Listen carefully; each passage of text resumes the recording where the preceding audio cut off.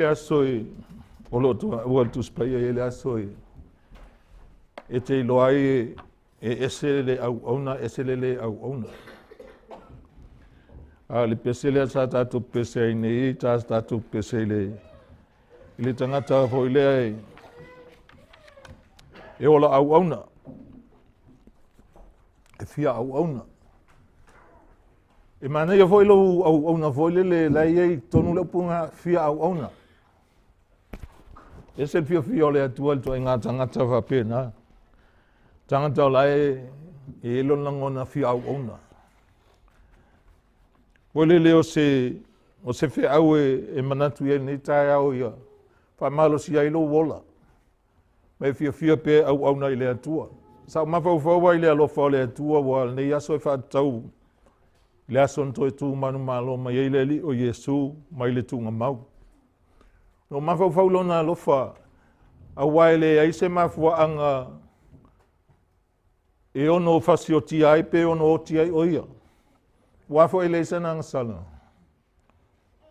Ai esele le alofa le atua. Olona alofa na yo fa mai ya tatu wa miolianga ese uma tatu wang sala. Una mana yele ya ule upu na e tautala ya Paulo ile. Ile tusio Roma se fuluma le lua. Na fa pe ai Paulo awane fa to ila loina tanto ele leanga. Ai ya fa to ila lo le leanga ile le. O Yesu, ne Yesu e fato ilalo le meta o le leanga, ameni, O mea sa leanga sa anga le leile li o Yesu, ele fa pea na sautala noa, aina sau ofo lo na ola. Tua lo na ola e ofo. Po ambia e fai e tangata ia te ia sa onsai. Sa ia tali atu le mai au le ita o tangata. I lana whamangalo ia te ilatou. Lawe ai oe maa umtatou umane la lolangi atoa. O le mena ia langa tatau wai pe a whai e leo stai se tangata. O i ana te whai al whamasinonga ma e o ai le mea tau o le toa sā. I to tono tuspa ia. O lo iei upu whapea tuspa ia o le tangata mi o le angai pe o le aputi o le saito e le lea i le matangi. Po le ale masoa, po le ale la poa, po le ale toa, ai ao o le aso le ali e te le lea pe o le aputi o le saito. Amen. Amen.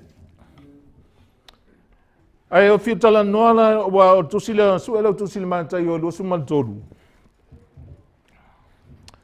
Hallelujah, praise God. O lele o le una inga o lo tangata ma u foi. A wai le ngata na utui lunga I mo tau tala atu. Ai a vea o se tangata o te iloa ola mo le atua. Ia le ngata ia upu alo o langa le whatinonga ma wa mio. Wa o tangata ia lofa I le atua le anga ia meta o le whatanga lofa. Amen. O lo ta ua I le Roma foina sululua fai upo iwa na sa wai awal whatanga lofa. Ino leanga pipi I le lelei.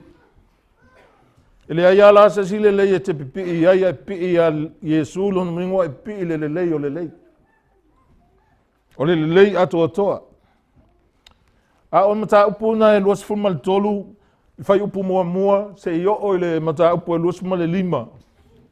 Lona fai upu e fase fulma le 1. O ina na tala noa Yesu o tala noa mua na Yesu wa fola sia ma yailo na toia fio mai. Ile lalolangi le te whaatal tali iai. Sa tua ina Yesu tai o loto. Menga leo te tau soa ia mele ia malamala mele o le esenga o le lotu malo wola e tuu ia Yesu. E manei o vo ile mata upu leo te fiofia tala noai. E mawhai e intato mana malama ile se senga o le olanga whale tinu. Ma le olanga whale anganga e peona ufai atu o I tusi ia lusu tolu, lusu wha, lusu 5. O I fatoa mawhai ona tala noa Yesu fola mai. Lona toia fio mai le lalolangi. Ma le tau mawhai e una ial tangata ina ia I loa ola sauni. Mo le toia fio mai o le alifa olo Yesu. Au te fia la tala noa I le mta upu le luasu mantodu. Le anga o le etu o ina ye Yesu, le autu si upu ma le au forseio. O le autu si upu ma le au forseio. O tangata ia sa ta ua whapoptonga e a miotonu le vā whengainga tuai. Ma le whengainga fau. O la tōwia le asa vaai anga iei tangata, vaai mawalunga iei tangata. Sa whaaroalongia, ma alofangia e tangata. Me o tangata ia tusi upu mwhasai o tele na tau whatasi la tau ai ese. A o ilai I le whasolonga mai o tusi ana u tau atua. Wa tau tino ai Yesu le soli tu la fono o le au tusi upu ma le au whasai o. La e sa whaalolongia le whengainga tuai le vā whengainga. Tusi upu mwhasai o. Ai sau Yesu tau soli tu la fono. Ai tilo I ai matuli loa le fai tau fai mai al tala Yesu. Wati e tia le au tusi upum la ufasei o le no fua mose. Amen. Tātou te iloa mai le ioane muana ta wai o mose o tu la fono. Au Yesu o le mea moni. Sa matua pipi ia loto tangata nei me o tu la fono. Mtoi whao popol te leo si tu la fono. Laila wati e tia no fua mose. Fai mai leo Yesu. Ilana tala le na fai ona soo ma le moto tangata. Wati e tia lau tusi upum na au whasei ono fua mose. Ia o tau whaalongo ma fai mea la tau te fai mai ai. Ai au ane i o tau whaia mea lai la tau te whaia. Lona winga o tangata ia, tua inga tangata ia, a whai tātou te ao iai. Lona winga, e pei o tātou oni tangata voile Tata unga actors fafolinga. Ele mo ia la tau mela e fai. E ngai oi mai ai la asi la fia le Yesu o la tau bolanga. Ele moni o la tau bolanga. E o mai ale vai taimi nei, o lai ai atu si upu mwhasai. Te loa lau fo o tele tonu o Samoa tu si upu mwhasai. O tangata ana tau tau o le atua, ai matua le iloa ola masa vavani a lato upu. Fai mai Yesu o lato wha e venga mamafa i ua o tangata. Ele ngata na mamafa e avenga tā, ai le mawhai o lato tamtama i lima, o na whanga i oi se mea tasi. Hallelujah, praise God. Te iloa lava e mawhai ona e iloa alfasei o pea e tuli loa upuna ia Yesu. Na le nofua ma tautala ma whaatonu. Ai le mawhai ona whaanga i oi e on tamtama i lima. Praise God. Whai mai la Yesu whaawa o iai, o i ana iai mea lai whai mai ai. Ai awane o tau whaawa o ia lato wa mio. Awa o lato whai atu, ai lato tele whaia. Na le tautala ai lato tele whaia. Mana aso evo lau tosi wa mole le umista to mata upuneta au i le Roma e lua. So elo tus pa i le Roma e lua. Fai tau mai lea fai upasuma fitu. Eo ol fai upu e luas fulu. Roma e lua fai upasuma fitu e luas fulu. Te mawhauwhaua o iai, whātustuse iai lo wolanga. Po e ola pe ol whaseio. Po e ana e whai mea lai whai mai ai, a wā lea fionga lea tua. A wā, o launga i o inga e tusa man mea whai mai lea tua, e fia mai ai lea tua, ma moni mawina ai lea tua i tangata. O le whaari atu lea o le mea moni, ina ia mawhai ona whai al tangata, ma fia ai le tangata. E ola ai.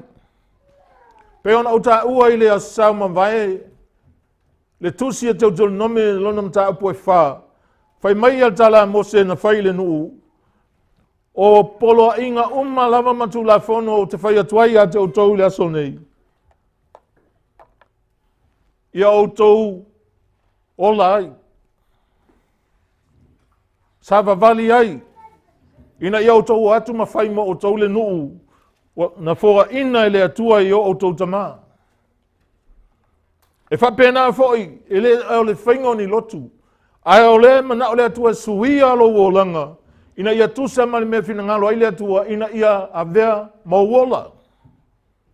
Amen. Amen. Wa lesi e ola taalu. E ola foi lele o le winga lau tala ele ola wha maoni. Ma le manatu ai le o sila fia ele atua lo na olanga. Pe whatanga ola foi. E ola wha maoni I mea whai mai ele upo le atua. Wa vea o matangata wa au mai le oti wa ola. Sa nofa polonga wa sa loto. Wa e ola mauti noa. Wa e laanga iluma. E te ngai le nuu e fola mai le atua. Le e whai mai ai Paulo ia Filipi o tato nuu moni o le langi. O lo whaatali mai ai tātou e le li o Yesu. O te mana awana I whasa se ina tātou whalongo. A wale tele au tangata. Ai se I o ni oti. E te whalongo ta whapea. Ia maua sau no whaanga mau. Ia mua ia e whau mai si tātou whale. E o atu mai ai. E le aini mea whapena. Ia e iloa hola e tusa male me whai mai ai le atua. A e oti o lo unga o le ola e whawavau. Amene. A e ola foila le ola, whatanga ola. Ele o yeilo loto atoa. E ola pe ele atoa toa lo walofa. Langa yeil meta o whatanga lofa. Na e te iloa le unga. O le tangata e ola e tusa male me fina ngalo ai le atua. Ele whatai tai fua i lesi tangata. E whatai tai ai le atua. Whai maitus pa ia e pe o le la awa to toi tawhatafo vai tafe. E fua mai ona fua I ona lava tau. E le to ulu ona lau. E manuia mea na te whaia. Aleluia. E whapena le o langal tangata ua filifili e ola mo le atua. E le ola whawholinga, ai whamahoni lona olanga. E le ola pepelo, ai ola e moi mena te whaia. O lona olanga e a mai e le atua, e le a le whaifi au, e a le atua. E whetalai mai le atua e ala iana au auna, ina ia mawhai ona i loa tangata fiola, le tangata na lawea ina le atua, le tangata na whamangalo ina le atua lona olanga, ia ona i loa a lofa i le atua. A wawe mai tu spaia tu la whanu mua, a lofa i le atua, le li lo atua ma lo loto atoa, manatu atoa, a nganga atoa, a lofa i le luatua oi, e pei oe lava ia oi. O tu la whanu mua na, ma le lua. A whai te alofa i le atua, e le aise mea la te wa e li e vua le si ousa tangata. Amen. Ai alofa i le atua e te alofa voiso tangata. E te ave mea moni i tangata, e te whawhanga le mawhawhau tangata, i le upu le atua. Ina ia mawhai o na ola tangata, ma nei loa, tu ua toalo na ola e au auna i le atua, le anga i le whatanga sau Yesu, ana le alofa moni e Yesu, le lope whatau tātou nai tupe. Amen. Hallelujah. Praise God. Mea na malama i ei tātou, mātua ma whanau, ia tātou loa la ola e le whawholinga, e le peo lau tusi upum lau whaseo, whai mai a tā la tuspaiau o lātou whae e avenga ma mawha i ua tangata, e avenga tā, ai le mawhai on whaangai oi e le mwhai ana whai e sesi. E leo sa au whai ngā luenga whai whi au tangata, o le au whai ngā luenga le atua, amene. O le ka le sia le atua, o le ainga o le atua, o tangata na maliu eile le whaola o Yesu. Hallelujah, praise God. Po le alto e ngā tangata, ai alofa lava ia Yesu, ia whaifo i mawhi au tā ua ia te tātou, o asa seo tangata, alofa. Mea nai masangi no whape sili ae, le maa losi o le mele o le alofa, nai lo sesi a me to tonu o tuspaia.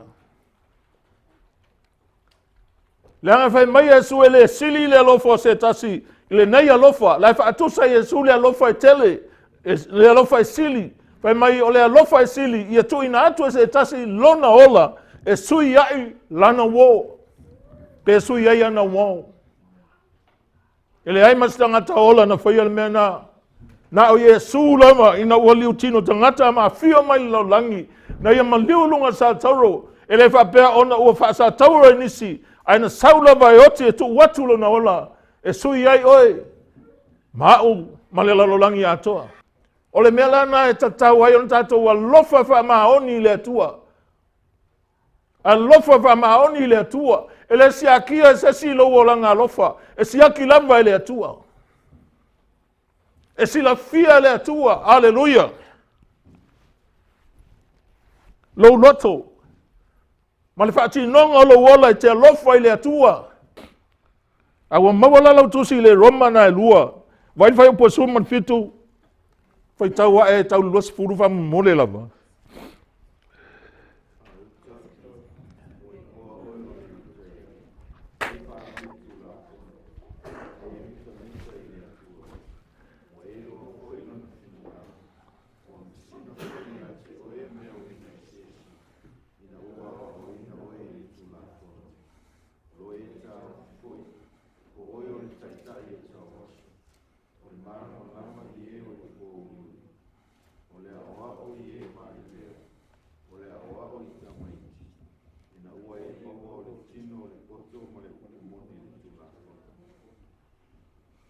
O tā ofi no tangata tusi upum whaseo.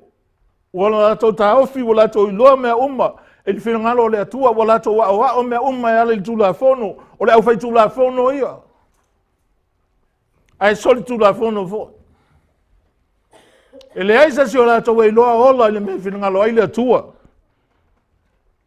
Ona ile aisa alofa ia te la tau e ola ai.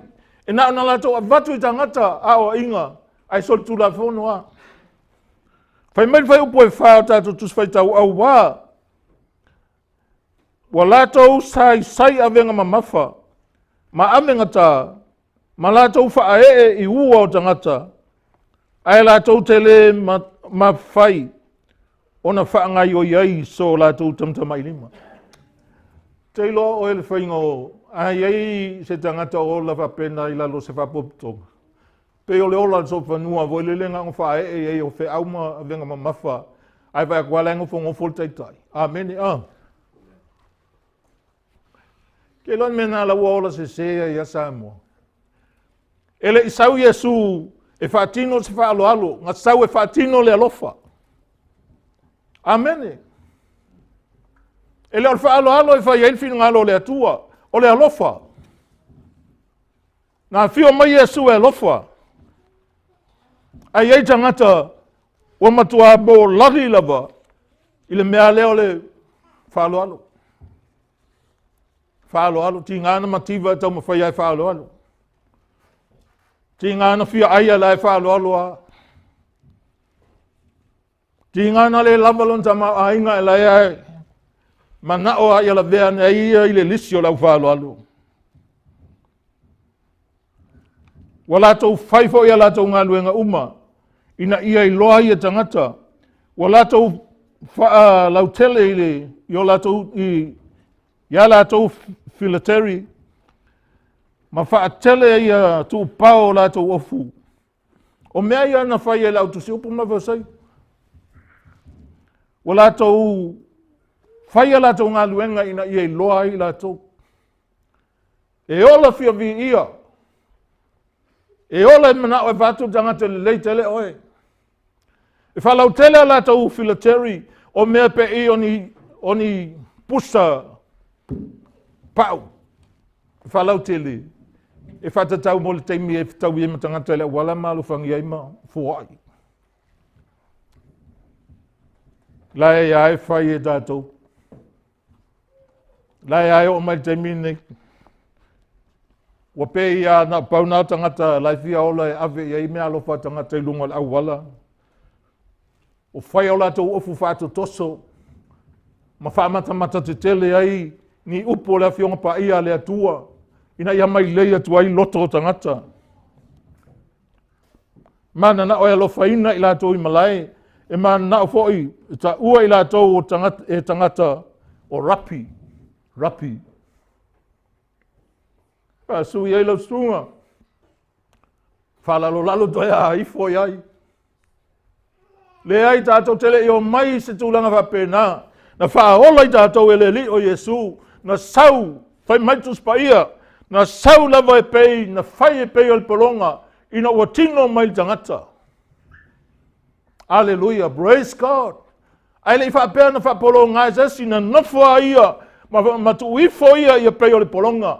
Ona o le alofa ia oi. Alofa i laulangi. Alofa i tangata uma. Ia ngai se lo fia i le whai upu na ua u whapea lava o na alofa mai le atua i laulangi. E Ioane tolu whai upu e sfuluono. Wa ia mai elo nā tali pele ina ia le whano satsi e whatua tua ia te ia. Ai ia maua le ola e whawawau. Le ola sa le iloa le ulua i tangata. Le ola sa misi tangata uma. Ona o le ola le ustai le tua. Le ola fia siou fia sili. Le ola whamawalunga. Sawa Yesu e whataitai mai. Le awala te maua ile na ola. Whamawalalo. Alleluia. E leiva ai sona sao. Le tufa pia o ia o le atali o le atua. E yailona o lon tama o le atua. A te iloa o Yesu wa o le atua. A wa fio mai Yesu lalangi o ta o le atali o le tangata. O na o liutino mai le atua e ala le tangata. Ma sau wa whamawa lalo te isi angelu. Alleluia, praise God. Ele sau sona mamalu. Mai oti e tangata. Oti e tangata ele meo. O le mamalu. Ai o te loa ele ai ama speifi au o tautala i ai. Sei whamatala mea ia. Le ia ngā mata ia o Yesu i mea ia. Ia maua mai oe o lofa peona e whai. O lo e ola i se loto mawalalo. Ola lofa i le atua. Ola te avatu waile o le au mai. Ola te alofa mai fsosoani atu i tangata. Ai leo le aia ola o tangata. Alleluia, praise God.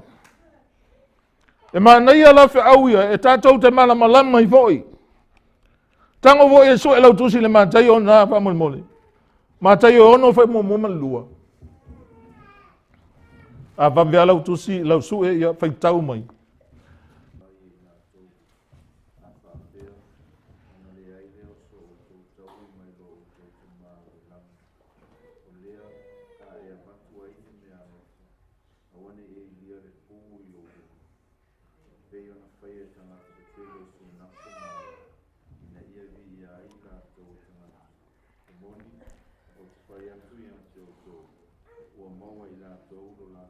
Ia, lei.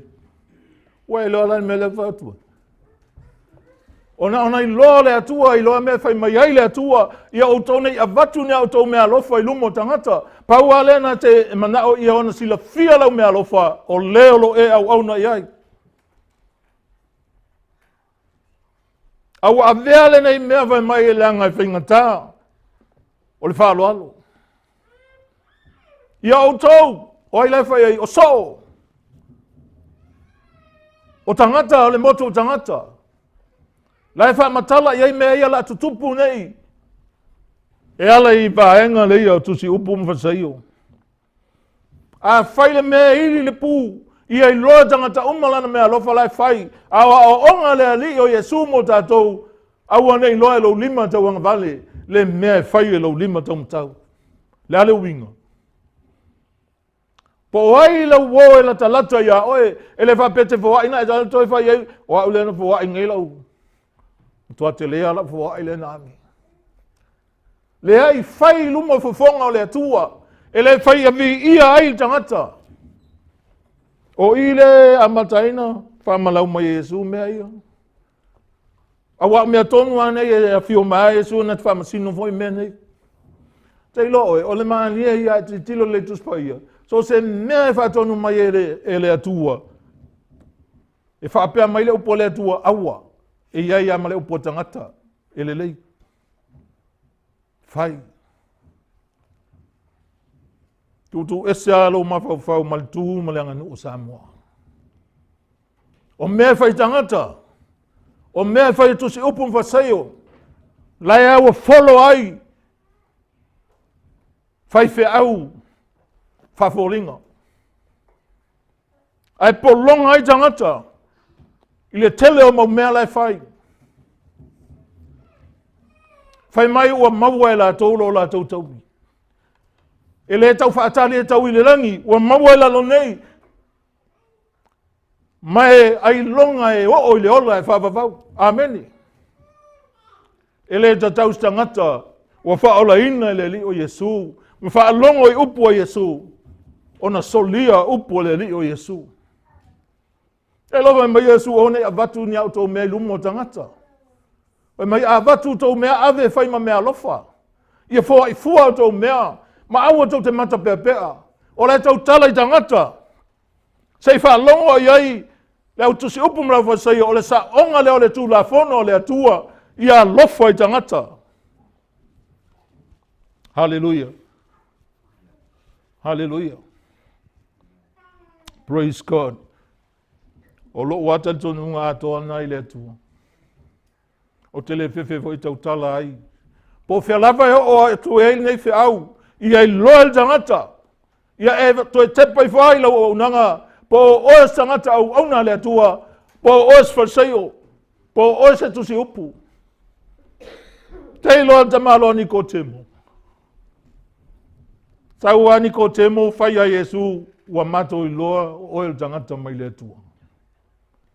A waile ma whai e se sinu whai mena e te whai e se vana ngā. Le wai ai le atua. Sa tau mwhai e su e tau atu e mwha malama e le mwhai na e loan malo le atua pia le toi whanau. Ai whai mai ni ko temo wha whewhea na toi ofin manama walo tina.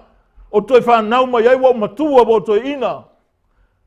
Le ai whanau le vai ma le anganga e aina i mea i la loifo. E tā ua ai le mea lea ua o i lau tau talanga. Alleluia.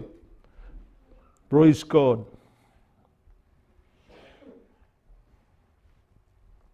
Aoaoga. Awane i ta ua o tau o rapi.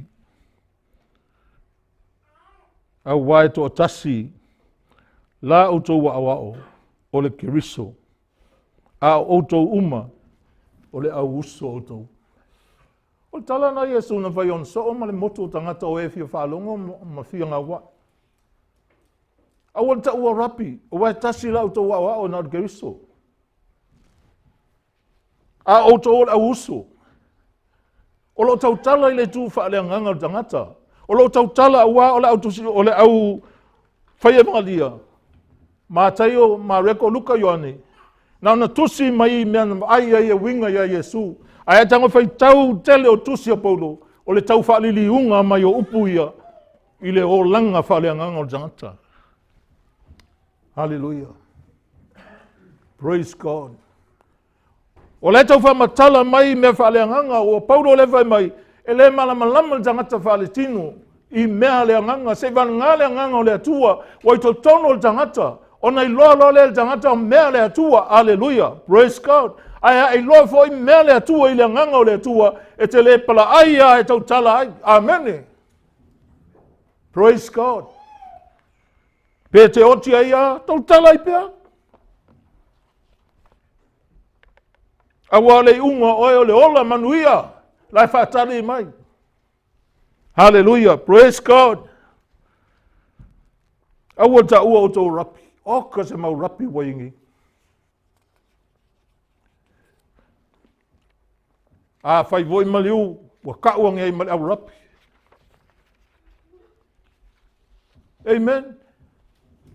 E lengi mea whapenga le langi mali. Mali o langa whakerisiano. A on fai whaalo longa vai. O sia wa o lea ai ka waku amene a. Si fai au. Ta lofa. Ta lofa. Te loa ale ita se sia o ile i lo tau tala i le atua. Ele o sa o lo tau tala i winga i le atua. Al tasi lea mau tua ma mana ia. E loi e tangata oe, ma e loi foi oe, o oe o tangata o le atua. Langa mai Yesu e tangia o tō e tangata ono o loo ngoa. O mea tātou te whaia o mea o ai tātou e le atua. Ai le folo fuama muli muli me whaia iste ngata. Aua fo ine i o tōta ua se tasi le lalolangi. O lo o tōta mā. Au wae to tasi lo o tōta mā. O i le langi ia. Ai fo i sau i talawana i le e peru sumalua whai o pue ono e o le iwa. Awa ta ua se si i le lalolangi o so o tōta mā. Le im whana ta ua lo ta mā. Leanga lai whai metus pa ia ia vai lo ta mā manu tina. A le taimi wai whanau fau wai. Na whanau oe le li o Yesu. Na whanau fau oe le anganga o le atua. Whai mai ai a pe taru whawhetai le anganga o le atua. Ia whawhetai le atua le ta maolo tātou o li i whaola o Yesu. O le na whanau fau winga i tātou i lona lofa tele. Aleluia. E leo tātou langi whangau un tangata. O le whanau o le atua i tātou. Na whanau fau winga i tātou o le atua. A whanau fau winga lo i tātou o le atua. Ngā le tasilu tātou tamā. Ngā le atua. Kele o tangata lai. Wa kau mamma tet. Wa kau whaiwhi au. Malifaltua mamma tet. Wa tau o lato matua faaleagaga. Ngā lato whanau o faaleagaga tangata. O te leo i tātu ia oea le te whai atu ia whaasao. Tau wa whai maritusi o e perua whaina i ai. Ia te tātou tamai o tātou tino, tātou whaalongo ia te tātou sina vai teimi. E le sili an tātou whaalongo i le nganga o le atua maustai ai. I le tamau tātou nganga tātou te ola ai. Amen. Sao. Awa e alofa i le atua, e te alofa i tōs tangata. Ai a ola loa tu ai ngā ola lea. E vai nā tangata wale lea lofa i ai. Mea nā tau al whalata. Amen. Praise God. Aua fo'i ni ta ua o tou. O aoao. Awa e to tasi la o tou wa aoao. O le Keriso lea. A o le sili a te o tou. E whai lea ma o tou au auna. Mataio e lua se fululu fuluongo e o lusu vali. O le sili a o tou. Whai ma o tou au auna. Sa o Yesu monso. Whalonga tu Yesu o whailwhina unga po ai so la tō sili. Tango leo Yesu au mai mwhailo iei tala lea. O li i onu ese li tai la tō. O e pule sili a te la tō. Ai le whapena au tō. O se sili au tō whaima o tō au auna. Aleluia. O le sili na iluma o le atua. O le au auna.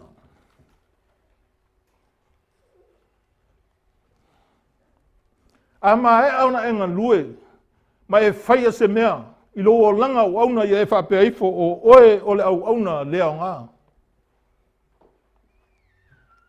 O le au auna le leini nā. E le whaalia lia ia i ana me whai, ai wha maoni au auna. Whai mai Paulo a whaolaina o e sa loto i a whai o e mapolonga le atua. Te tangoa o e tu o i lalo. Whai o e mapolonga le atua. Ai whaula inolo. Po le anga ruenga wa wala awai o ele tuanga due. Ia ei loa iei. Iei a fianga o le olanga. Iei te mi te vai vai iei. Iei te mi te ala e ei tai awa le va. A wha maa losi a oe. A veo e au auna wha maa oni i le atua. Au auna le lei. O le au aunanga Yesu. Mō tātou. Le au tātou whapene iei. A tātou toi tutumu toi tepa i o tātou wō langa, tātou wō mai ai. Ma tau o tātou mea na whai, ele ai ma se mele lei. Ai whawhetai le alofa o le atua. Wa vala au ina i le atua i tātou. E te sau ai te ngalue mo le atua. Ia ola le si nganga mo e. Ele whaamalia ina ai tangata. Ai whaamalia ina le atua i lau o unanga. A o le sili a te o tau, whai lea ma o tau au auna. Te iloa o le sili nā i lumo le atua, o le au auna. Le anga a o le aso a fio mai iei leo lo e au auna iei, e wala au oi vapea, le au auna le ie, ma le wha maoni, na e wha maoni nei mea iti. Saula i e pule i mea tele. O lai wha atali mai, ele yo ol taimi e whae ai na i tātou. Ai au auna ma le malama le leile atua. Au auna ma loi loa. Le anga atai tai ele tau waso. Whai mai Yesu, o Yesu o na upu nā. Tō tofu whaatasi ai le rua. O le mea tofu i tau waso le whai tai. Tofu fo iai ma le lista waso. Amen. Amen. Mai le alofo Yesu. Le wha malamalama ino i tātou. Whai mai Yesu e le wha pēnā o tau. Ia o tau pei o le tali o tangata. E le sau o ia ina ia au auna mai ai tangata. Aina sau ea au auna i tangata. Ia wha pēnā le aingo le atua i tono o taita.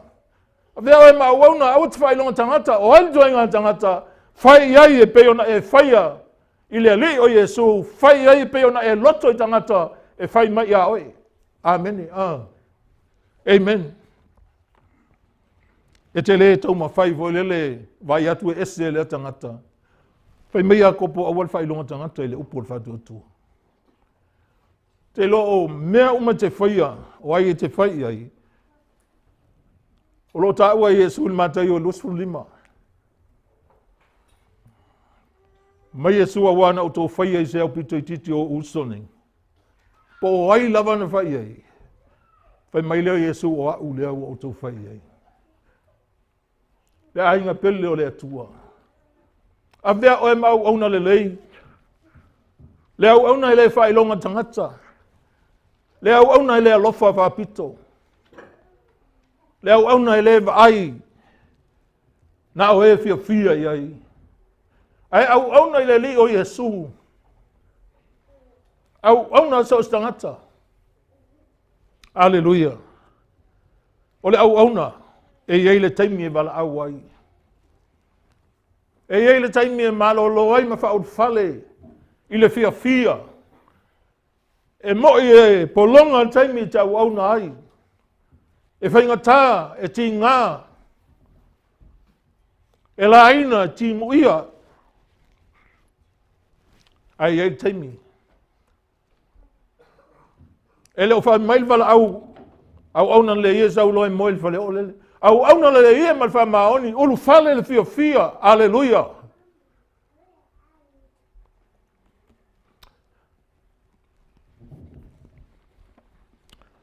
Alleluia. Praise God. Sa taulo ma fau ana po le upu le a. Ai Yesu e pei o aso no a whapena aso nei. Ona pono wa leva na launga noa, leva na tau iai fau le waa, ta pena e iai le lolo. A le ola maso salo. E fai atu ai whaatalinga tuli, o ai fai mea loto iai. Ai ina ua o le taimi, ta laia ele atua puna vai. Le langi lalo langi malalo ifo lalo langi uta laia ele atua, na huia na silfia, mea laia i ki o puna vai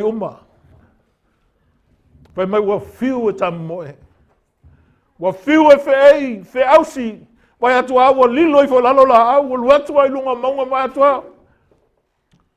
Na whano ele tau tele o tangata. Aisea, ele i whalongo ele ngā wai. Mai Yesu e peo aso noa. Whapea nā te mini. Toi titi awhi o mai ele o Yesu. Au ame ala whana nau i lo loto.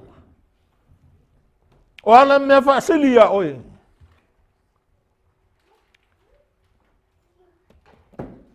Hallelujah. Praise God. O lai whaatali mai. Whamanu yanga le atua. I loa langa. Ai whamaoni le atua. E te manuia lalo nei. E te manuia i ngai le ola e whavavau. Whai mai Yesu. O le inu le vai leo te avatu. O le vai e puna lalo nei. E puna e o le ola e whavavau. Hallelujah. A inu ele vaina. Te malie vasolo atoa lo volanga. Mena fai mai e tala paulo ia le leia o tau amio. I luma o tangata. Fai mai Mataio i ato tōna le leia o tau amio e peolo o tau tamai le langi. E ato tōna le leia o ia. Na tangata ola wha mawalalo e au auna mal wha maoni ai. Lau tu si upu mafo se iwa leon tangata vale. Tangata puputu. Ai wa avea le poto wa lato moa. Wha pale inai lato tō whinga. Wa whai ailo lato poto. Ai le whaia le mea whina ngalo i ailen wala wina i lato. Wha whea o ema. Ele fosia o ele au nanga ile atua. Le anga o le atua. E mana o ai te au na mai to tonu o loto. Amen. Amen. E mana o ai ia fai e lo loto wa e malia ato to ile atua. E te ola au na ile atua. E te fai ai so se mea fina ngalo ia ile atua. A vatu lo wola ile atua. O le atua na tsi o mia o ile alofa. Te lo o le whautanga le atua e whai mapama o lo si o mia i tātou. I whianga inga tuai. Whai e tala le atua e tusi o isaia mua mua. Wai loa le bovi. Le na tausia o ia. Wai loa le asini tangata e na te whanga o ia alo unu. Wala tau fō ua au. Wai vai o lai, e ia so ia sa moa, e whapea i tala to ia ina mo tua ana o wa se me ola tu loa. O tau yelo ma vau na tala na le atua.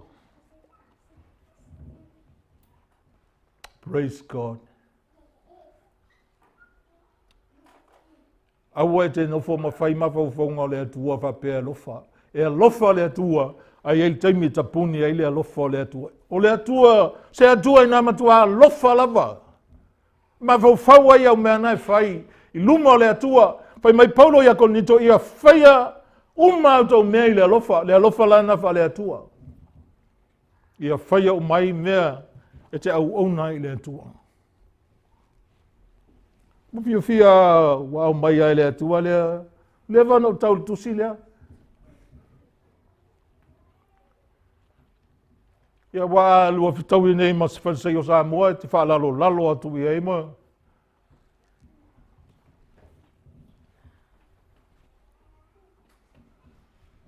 Ia ngal pa wal meo le alu ai lunga kau au le falsai o ma.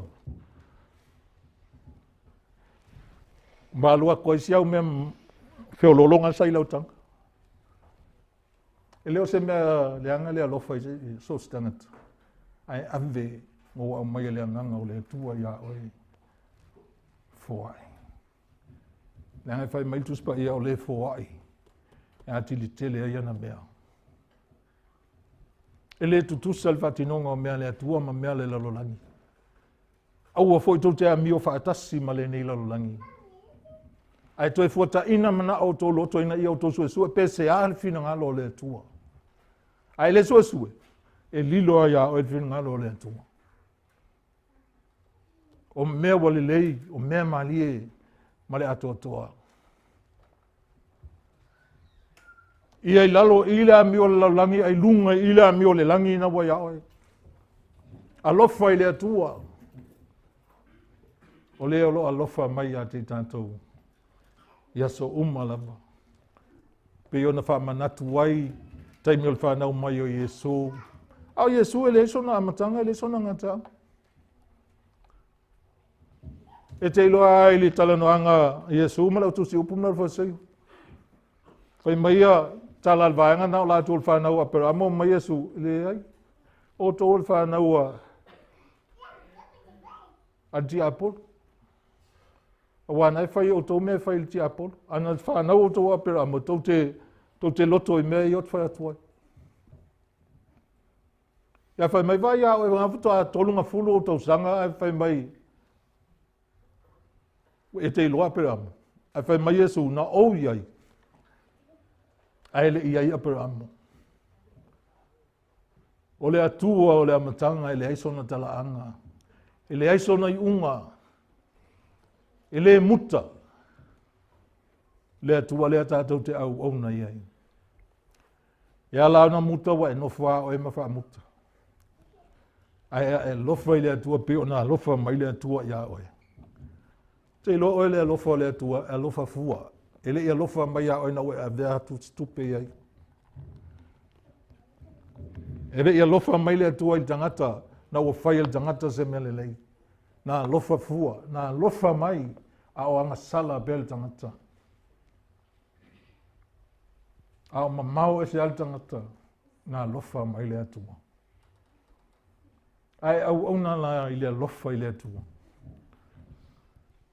E alofa vo I le atua iawe. E vea oe ma o loa tā hua le atua.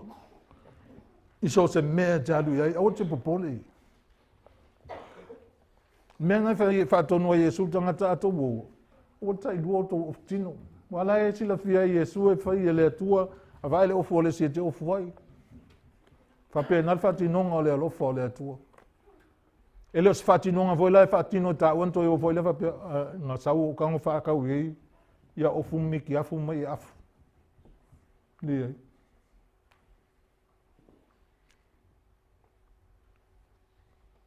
Whai mai tala tusi o Upu Faamalosi I ma le atua. E te whi le mu wai. O le mele e o mai le manuia. Alleluia. Praise God. Walau tu tātou wha I le lumai whamonmoia. Talai,